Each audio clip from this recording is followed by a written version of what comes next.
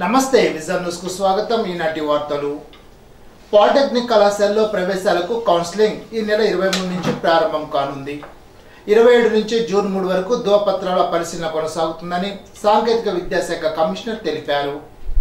ఈ నెల 31 నుంచి జూన్ 5 వరకు వెబ్ ఆప్షన్స్ నమోదు, 5వ తేదీన ఆప్షన్ మార్చుకునేందుకు వెసులుబాటు ఉంటుంది. జూన్ 7న సీట్ల కేటాయింపు, 10 నుండి 14 వరకు ప్రవేశాల ఖరారు కొనసాగుతుంది. జూన్ 10 నుంచి తరగతులు ప్రారంభమవుతాయి.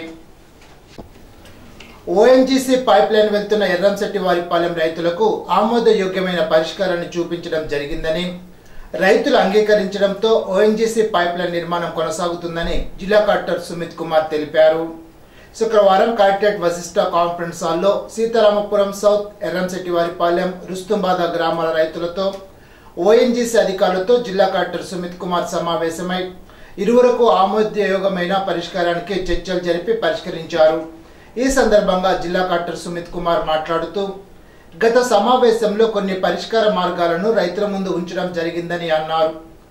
ఆ సమావేశానికి కొనసాగింపుగా శుక్రవారం జరిగిన సమావేశంలో ఓఎన్జీసీ పైప్ లైన్ నిర్మాణానికి రైతుల ఆమోదంతో పూర్తి పరిష్కారాన్ని చేయడం జరిగిందని తెలిపారు.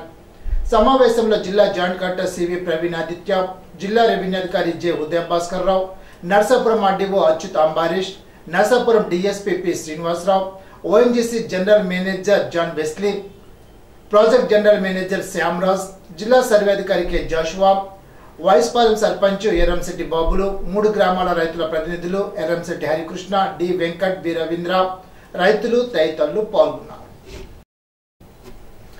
జిల్లాలో తక్కువ దిగుబడి వస్తున్న పంట పొలాల ప్రాంతాలను గుర్తించి భూసార పరీక్షలు నిర్వహించాలని, సంబంధిత రైతులకు మేలైన వరి వంగడాన్ని అందించాలని జిల్లా కలెక్టర్ సుమిత్ కుమార్ సంబంధిత వ్యవసాయ అధికారులను ఆదేశించారు.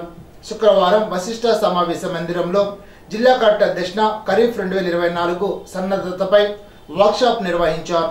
ఈ సందర్భంగా జిల్లా కలెక్టర్ మాట్లాడుతూ, తక్కువ దిగుబడి వస్తున్న పంట పొలాల రైతులకు అవగాహన కల్పించి భూసార పరీక్ష నిర్వహించడంతో పాటు మేలైన వంగడాల విత్తుకునేలాగా చర్యలు తీసుకోవాలని అన్నారు. రైతులకు గ్రామ వ్యవసాయ సహాయకుల ద్వారా లాభసాటి పంట సాగుపై అవగాహన తరగతులు నిర్వహించడంతో పాటు శిక్షణ సమయంలో తీసిన ఫోటోలు అందజేయాలని అన్నారు. తక్కువ దిగుబడి వస్తున్న ప్రాంతాలను గుర్తించి పొలంబడి కార్యక్రమంలో సంబంధిత రైతులకు అవగాహన కల్పించడం ద్వారా ఉపయోగకరంగా ఉంటుందని తెలిపారు.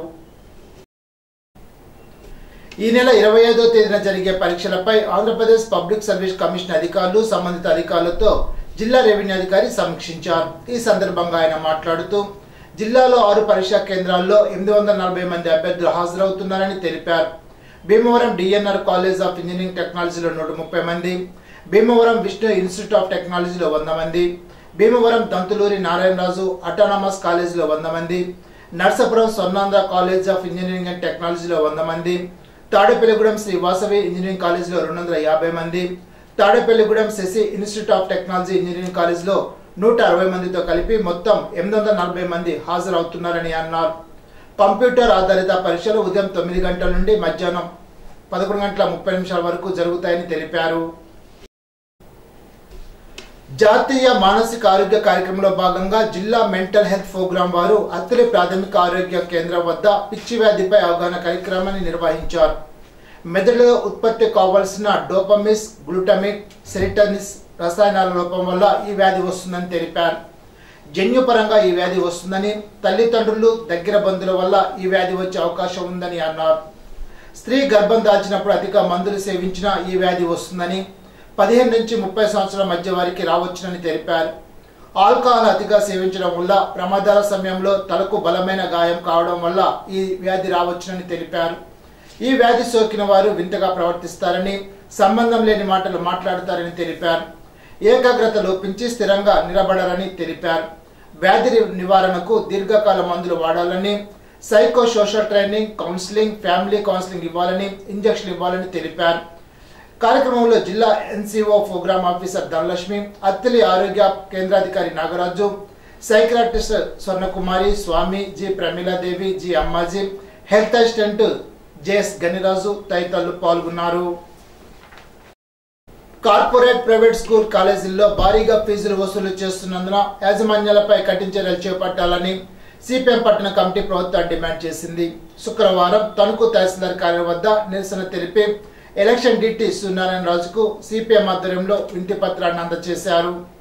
చట్ట వ్యతిరేకంగా ఫీజులు వసూలు చేస్తున్న యాజమాన్యాలపై చర్యలు చేపట్టాలని, ప్రభుత్వం ఇచ్చిన జీవో 53 ప్రకారం మాత్రమే ఫీజులు వసూలు చేయాలని, విద్యార్థుల దగ్గర వసూలు చేస్తున్న ఫీజుల వివరాలు స్కూల్ బయట బోర్డు పెట్టాలని నినాదాలు చేశారు. ఈ సందర్భంగా సిపిఎం పట్టణ కార్యదర్శి పివి ప్రతాప్ మాట్లాడుతూ ప్రతి సంవత్సరం కార్పొరేట్ ప్రైవేట్ స్కూల్ యాజమాన్యాలు ఇష్టానుసారంగా పెంచుకుంటున్నాయని అన్నారు. ప్రభుత్వం గాని అధికారులు గాని నిమ్మకు నీరెత్తినట్లు వ్యవహరించడం సిగ్గుచేటని అన్నారు. ఫీజు నియంత్రణ కోసం సిపిఎం నిర్వహిస్తున్న ఈ పోరాటానికి అందరూ మద్దతు ఇవ్వాలని ప్రతాప్ విజ్ఞప్తి చేశారు. కార్యక్రమంలో సిపిఎం నాయకులు గార రంగారావు, చిట్టూరి రంగారావు, సిహెచ్ రామకృష్ణ, సుబ్రహ్మణ్యం తదితరులు పాల్గొన్నారు. ప్రైవేటు కార్పొరేటు కాలేజీల్లో స్కూళ్ళలో పెద్ద ఎత్తున ప్రతి సంవత్సరం కూడా ఫీజులు విపరీతంగా పెంపుదల అనేటువంటి చేస్తూ ఉన్నారు.